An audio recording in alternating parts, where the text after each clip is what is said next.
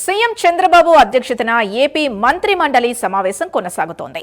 20 అంశాలకు పైగా ప్రతిపాదనలపై చర్చిస్తున్నారు. నూజివీడులో ఐఐపీఎం ఏర్పాటు కోసం ప్రభుత్వ భూమి లీజుకు కేబినెట్ ఆమోదం తెలపనుంది. ఇక కాట్రేనికోటలో వేదాంత సంస్థకు ఆయిల్ డ్రిల్లింగ్ కోసం భూమి లీజు పునరుద్ధరణకు కూడా గ్రీన్ సిగ్నల్ ఇవ్వనుంది.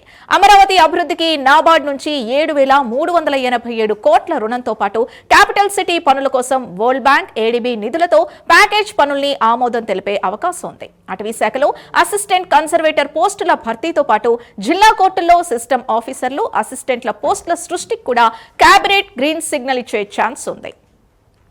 అంతేకాకుండా దుగ్గరాజపట్నం గ్రీన్ ఫీల్డ్ పోర్టు ఏర్పాటుపై కేబినెట్ కీలక నిర్ణయం తీసుకోనుంది. ఇక దగదర్తి గ్రీన్ ఫీల్డ్ ఎయిర్పోర్టు కోసం భూసేకరణకు అనుమతి ఇవ్వనుంది.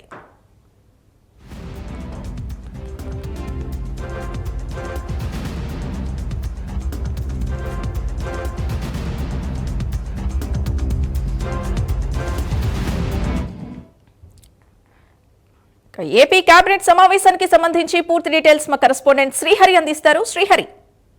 రైట్ సింగ్, నేడు ఏపీ రాష్ట్ర సచివాలయంలో సీఎం చంద్రబాబు అధ్యక్షతన అయితే కేబినెట్ సమావేశం అయితే నిర్వహించారు. అయితే దీంట్లో ప్రధానంగా 21 అంశాలతో అయితే ఎజెండా కొనసాగుతుంది. అయితే దీంట్లో ఏవైతే ప్రధానంగా రాష్ట్రంలో ఇప్పటి వరకు గ్రామ వార్డు సచివాలయాల పేర్లు ఏవైతే ఉన్నాయో వీటి మార్పు కోసం అయితే ఆర్డినెన్స్ ని పాస్ చేసేందుకు కేబినెట్ అయితే ఆమోదం జరుగుతుంది. దీంతో పాటు జిల్లా కోర్టు సిస్టమ్ ఆఫీసర్లు ఎవరైతే ఉన్నారో అసిస్టెంట్ పోస్టులకు సంబంధించి దీనికి కూడా అయితే ఏపీ కేబినెట్ ఆమోదం జరగబోతుంది.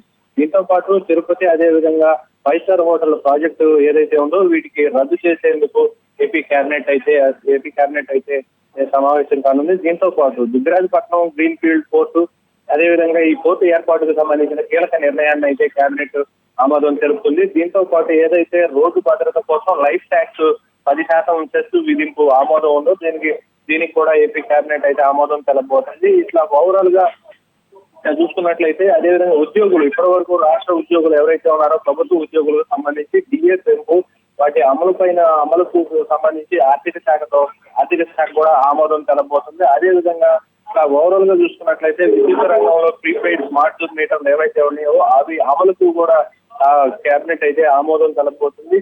ఇలా ఎస్సీ లబ్ధిదారులు ఎవరైతే ఉన్నారో వీరికి పెండింగ్ వడ్డీ మాఫీ ఏదైతే ఉందో ఆ మాఫీని కూడా మాఫీ చేసేందుకు కేబినెట్ అయితే ఆమోదం తెలుపుతుంది. అదేవిధంగా అటవీ శాఖలో అసిస్టెంట్ కన్వేజర్ పోస్టులు ఏవైతే ఉన్నాయో వీటికి కూడా భర్తీ చేసేందుకు ఏపీ కేబినెట్ అయితే గ్రీన్ సిగ్నల్ ఇచ్చింది. దీంతో పాటు తాడేపల్లి, మంగళగిరి పరిధిలో ఏదైతే under ground drainage, electrical, under ground water system వీటన్నిటికి సంబంధించి పనులు జరిగేందుకు కూడా ఎస్సీపీ పనులు ఏవైతే ఉన్నాయో వీటన్నిటికీ కూడా జరిగేందుకు ఆమోదం అయితే తెలపబోతున్నారు.